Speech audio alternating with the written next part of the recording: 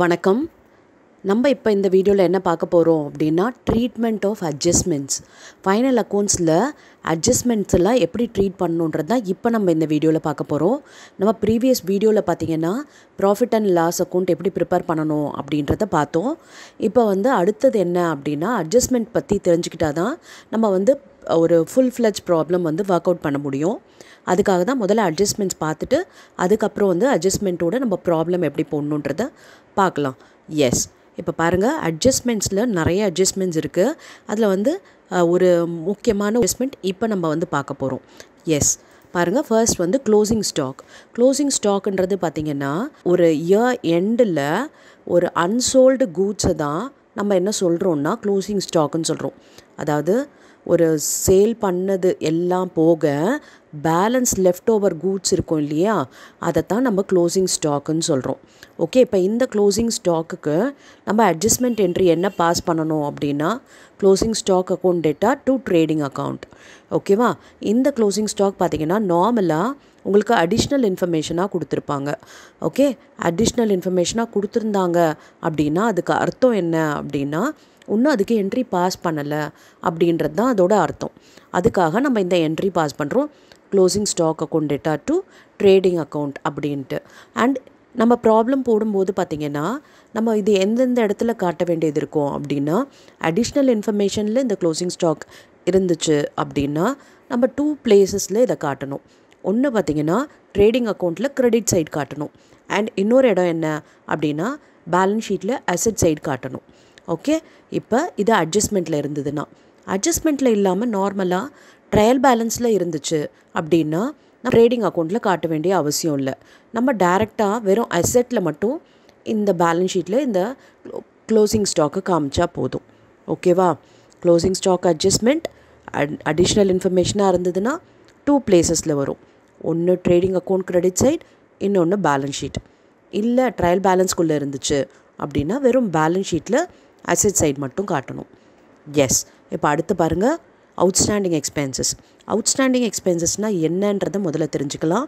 Outstanding எக்ஸ்பென்சஸ்ன்றது என்ன அப்படின்னா அந்த இயரில் பே பண்ண வேண்டிய எக்ஸ்பென்சஸ் ஆனால் பே பண்ணலை. ஓகே, அதாவது அதுக்கான ஒர்க் நம்ம வாங்கிட்டோம், ஆனால் அதுக்கான எக்ஸ்பென்சஸை பே பண்ணாமல் இருக்கும், அமௌண்ட் பே பண்ணலை. ஃபார் எக்ஸாம்பிள் சேலரி இருக்கட்டும். ஓகே, சேலரி எப்போ கொடுப்போம்?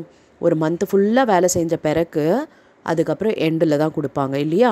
அது மாதிரி வேஜஸ், ரெண்ட், இதெல்லாம் பார்த்திங்கன்னா அந்த ஒர்க் முடிஞ்சிருச்சு, அவங்களுக்கு ஆக்சுவலி நம்ம பே பண்ணணும். ஓகேவா? அதாவது டியூ அவங்களுக்கு அந்த டைமில் நம்ம கொடுத்தாகணும், ஆனால் கொடுக்கலை, அதை தான் அவுட்ஸ்டாண்டிங் எக்ஸ்பென்சஸ்ன்னு சொல்கிறோம்.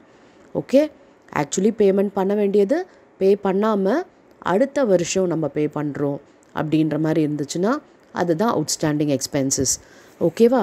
இப்போ இதோட ட்ரீட்மெண்ட் என்ன, அட்ஜஸ்ட்மெண்ட் எப்படி என்ட்ரி பாஸ் பண்ணணும் அப்படின்னா கன்சர்ன்ட் எக்ஸ்பென்சஸ், அதாவது சேலரியாக இருந்ததுன்னா சேலரி எக்ஸ்பென்சஸ் இல்லையா இங்கே, அப்போ salary account data to salaries outstanding அப்படின்னு அட்ஜஸ்ட்மெண்ட் என்ட்ரி பாஸ் பண்ணணும்.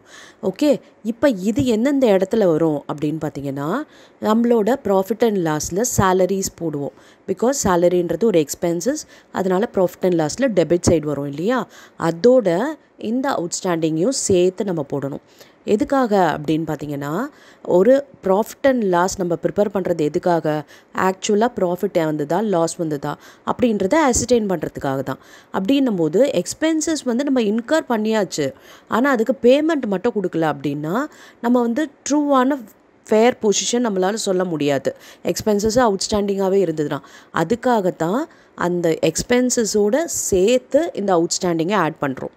கொடுக்க வேண்டியது ஆனால் நம்ம கொடுக்கல, ஸோ நம்ம கொடுக்கணும் அப்படின்ற மாதிரி அதை ஆட் பண்ணி இதுவும் எக்ஸ்பென்சஸ் அப்படின்றதுக்காக அதையும் ஆட் பண்ணி காட்டுறோம். அதுதான் அவுட்ஸ்டாண்டிங் எக்ஸ்பென்சஸ். இது ஆப்போசிட், அப்படியே ப்ரீபெய்டு எக்ஸ்பென்சஸ்ன்றது அடுத்து.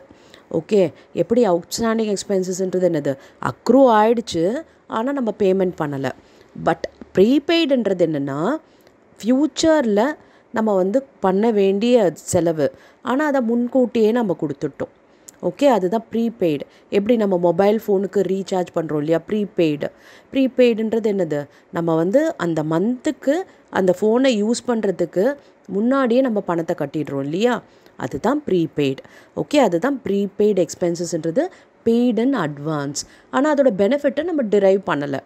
ஓகே, அப்போ நம்ம என்ன பண்ண போகிறோம் அப்படின்னு பார்த்தீங்கன்னா, இது எப்படி நம்ம அவுட்ஸ்டாண்டிங்க்கு சொன்னோமோ அதுக்கு குவைட் ஆப்போசிட் தான் இது. ஓகே, அவுட்ஸ்டாண்டிங்க்கு நம்ம என்ன சொன்னோம், அவுட்ஸ்டாண்டிங்க்கு ப்ராஃபிட் அண்ட் லாஸில் அந்த பர்டிகுலர் எக்ஸ்பென்சஸோடு ஆட் பண்ணணும்னு சொன்னோம். அப்போ இந்த ப்ரீபெய்டை என்ன பண்ணணும்னா அந்த பர்டிகுலர் எக்ஸ்பென்சஸோடு சப்ராக்ட் பண்ணணும். பிகாஸ் நம்ம இது வந்து பெனிஃபிட் எப்போ வாங்க போகிறோம்னா இந்த பீரியட் இல்லை, அக்கௌண்டிங் பீரியட் முடிஞ்ச பிறகு தான். ஆனால் முன்னாடியே நம்ம செலவு பண்ணிட்டோம். அப்போ அதை நம்ம மைனஸ் பண்ணி காட்டணும். இது இந்த அக்கௌண்டிங் பீரியடுக்கான செலவு இல்லை. ஓகே, வரப்போகிற இயர்ஸ்க்கான செலவு அப்படின்றதுனால அதை வந்து நம்ம மைனஸ் பண்ணுறோம். இதுக்கு ஃபார் எக்ஸாம்பிள் பார்த்திங்கன்னா இன்சூரன்ஸ் பார்த்திங்கன்னா நம்ம பெனிஃபிட் எப்போ அரைவ் பண்ண போகிறோம்னா ஃப்யூச்சரில் தான். ஆனால் நம்ம ப்ரீமியம் பே பண்ணிகிட்டே இருப்போம் இல்லையா. எஸ், அதே மாதிரி. ஓகேவா, இந்த ரெண்ட் பெய்டு இன் அட்வான்ஸும் அதே மாதிரி தான். இப்போ பார்த்திங்கன்னா ஒரு வீட்டுக்கு ரெண்ட்டோ ஒரு கடைக்கு ரெண்ட்டோ அப்படின்னும் போது அட்வான்ஸ் ரெண்ட் பே பண்ணுவோம். ஆனால் வந்து நம்ம அவைல் பண்ண போகிறது என்னது, அதுக்கப்புறமா தான் அந்த வீடை யூஸ் பண்ண போகிறோம். ஆனால் அட்வான்ஸ் பே பண்ணிட்ட பிறகு தான் நம்ம வந்து அதை வந்து பெனிஃபிட்டை டிரைவ் பண்ணுறோம். இதுதான் பெய்டு இன் அட்வான்ஸ். ஓகேவா, அப்போ ப்ராஃபிட் அண்ட் லாஸில் டெபிட் சைடு பார்த்திங்கன்னா உங்களுக்கு பொதுவாக இந்த எக்ஸ்பென்சஸ் வரும்.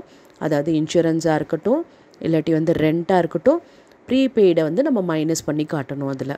அண்ட் பேலன்ஸ் ஷீட்டில் எங்கே வரும் அப்படின்னா அவுட்ஸ்டாண்டிங் எக்ஸ்பென்சஸை நம்ம லயபிலிட்டியாக காமிப்போம்னு சொன்னோம் இல்லையா. இது பார்த்திங்கன்னா அசெட் சைடு காட்டணும்.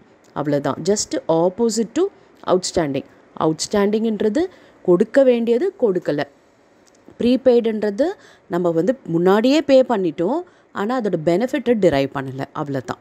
எஸ், இப்போ நெக்ஸ்ட்டு பார்த்திங்கன்னா உங்களுக்கு அக்ரூட் இன்கம்ன்றது அவுட்ஸ்டாண்டிங் எக்ஸ்பென்சஸ் பார்த்தோம் இல்லையா, இது இன்கம். அவ்வளோதான்.